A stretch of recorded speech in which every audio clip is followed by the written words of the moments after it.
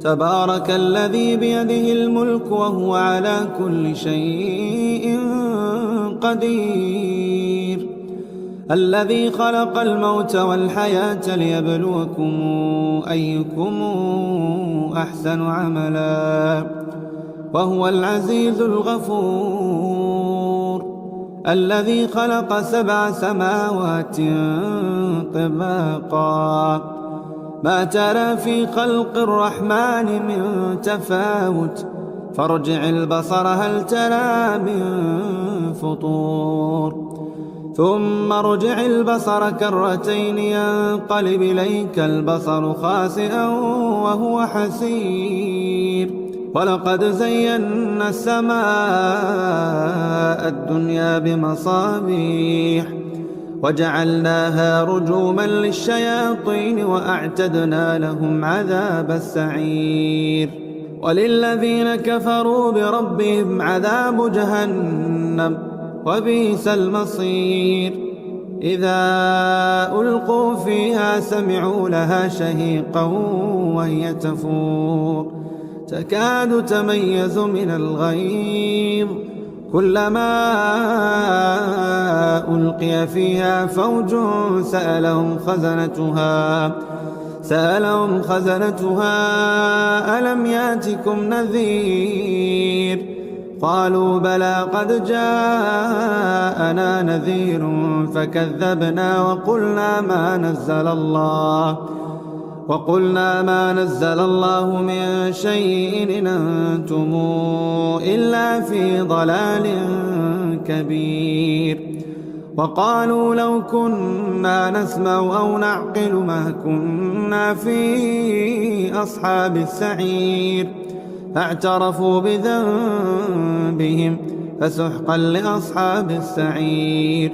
إن الذين يخشون ربهم بالغيب لهم مغفرة وأجر كبير. وأسروا قولكم أو اجهروا به إنه عليم بذات الصدور. ألا يعلم من خلق وهو اللطيف الخبير.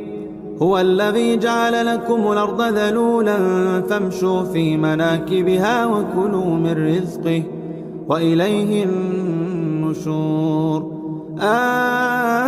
آمنتم من في السماء أن يخسف بكم الأرض فإذا هي تمور أم أمنتم من في السماء أن يرسل عليكم حاصبا فستعلمون كيف نذير.